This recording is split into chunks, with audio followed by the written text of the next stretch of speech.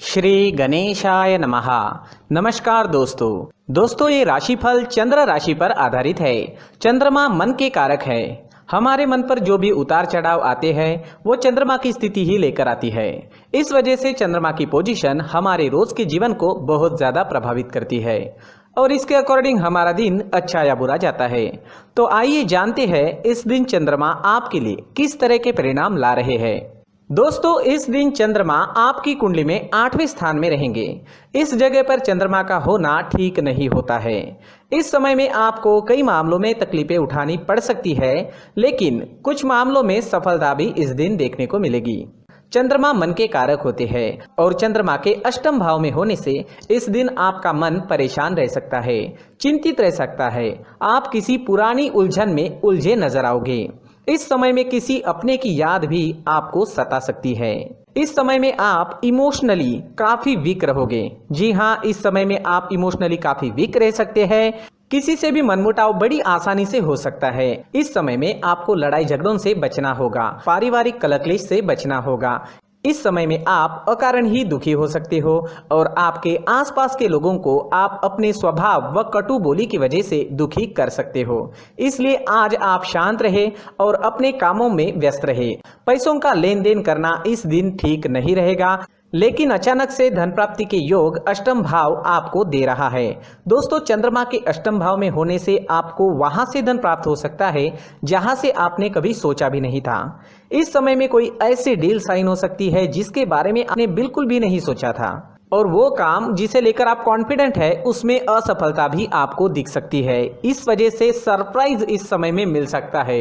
वो सरप्राइज अच्छा भी हो सकता है और वो सरप्राइज आपको दुखी भी कर सकता है। इसलिए ये दिन आपको सावधानी पूर्वक निकालना जरूरी होगा। इस समय में आपके शत्रु आप पर हावी हो सकते हैं, तो आपको सावधानी बरतनी काफी जरूरी रहेगी।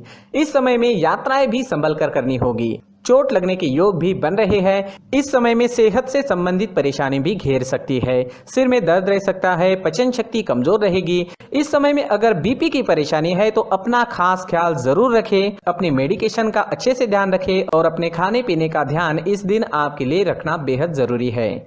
इस दिन के लिए अगर कोई प्लान बनाए हैं तो उसमें असफलता मिल सकती है, तो थोड़ा सावधान रहे, उपाय जरूर करें ताकि दिन आपके लिए बेहतर बन सके। ये जानकारी आपको सतर्क करने के लिए है। पहले से ही उपाय कर ले तो हो सकता है दिन बहुत बढ़िया जाए। स्टूडेंट्स के लिए भी ये दिन कुछ खास नहीं रहेगा। पढ़ाई में कॉन्सेंट्रेट नहीं कर पाओगे, कोई ना कोई रुकावट आपको डिस्टर्ब कर सकती है।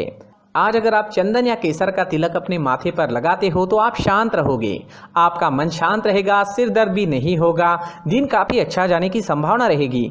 तो आज चंदन का टीका अपने माथे पर जरूर लगाएं। अगर पर्सनल लाइफ की बात करते हैं, लव लाइफ की बात करते हैं, तो लव रिलेशनशिप में आपको इस दिन अपनी बोली पर नियंत्रण रखना काफी जरूरी रहेगा।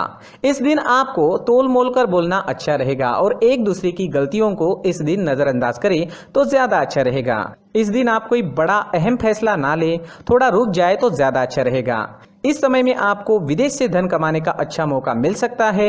विदेश सेटलमेंट के भी योग अष्टम भाव आपको जरूर देता है। दोस्तों, इस दिन ऑरेंज रंग का इस्तेमाल करना आपके लिए शुभ रहेगा और 9 अंक इस दिन आपके लिए लकी साबित हो सकता है। दोस्तों, प्रार्थना में किसी भी उपाय से ज्यादा शक्ति होती है, तो अपने इष्ट देव को याद करें, उनका आवाहन करें और उनसे प्रार्थना करें कि आपका ये दिन काफी अच्छा रहे, मौज मस्ती भरा रहे। दोस्तों, साथ ही इस दिन मंदिर जरूर जाए और भगवान से प्रार्थना करें और साथ ही 1 रुपए का सिक्का मंदिर के मुख्य गुल्लक में डालना ना भूलें। इन उपायों से आपका दिन काफी अच्छा जाएगा। अपनी सोच पॉजिटिव रखें और जीवन के हर पल का आनंद लेने की कोशिश करें। दोस्तों, ये राशिफल चंद्र राशि पर आधारित है, लेकिन कभी कभी हमारी पर्सनल कुंडली में बाकी ग्रहों की पोजीशन कुछ इस तरह की होती है कि आपके राशिफल परिणाम में बदलाव दिख सकता है। इसलिए राशिफल को एक मार्गदर्शन के तौर पर लिया जाए तो ज्यादा अच्छा रहेगा। दोस्तों, सभी राशि के लोगों के लिए जीवन में आगे बढ़ने के लिए कुछ जरूरी बातें वीडियो में आगे बताई गई है, तो वीडियो आगे जरूर देखें। व्यक्ति को अपने जीवन में सफल होने के लिए मेहनत के साथ साथ भाग्य का साथ होना भी बहुत ही आवश्यक होता है। अगर व्यक्ति का भाग्य उसका साथ देता है तो कम मेहनत में ही अधिक सफलता प्राप्त होती है, परंतु कई बार ऐसा देखा गया है कि व्यक्ति के जीवन में कई ऐसी घटनाएं घटित होती है जिसकी वजह से उसको बहुत सारी परेशानियों का सामना करना पड़ता है। और इस स्थिति में व्यक्ति को बिल्कुल भी समझ नहीं आता कि ऐसा क्यों हो रहा है।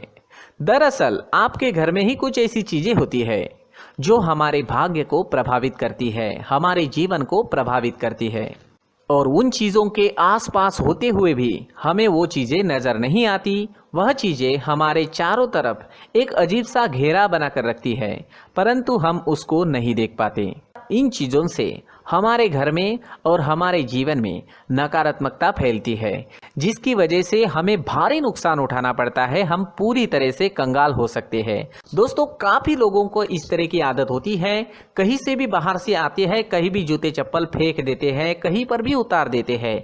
कुछ लोग तो घर के एंट्री के मेन डोर के सामने ही जूते या चप्पल डायरेक्टली उतार देते हैं।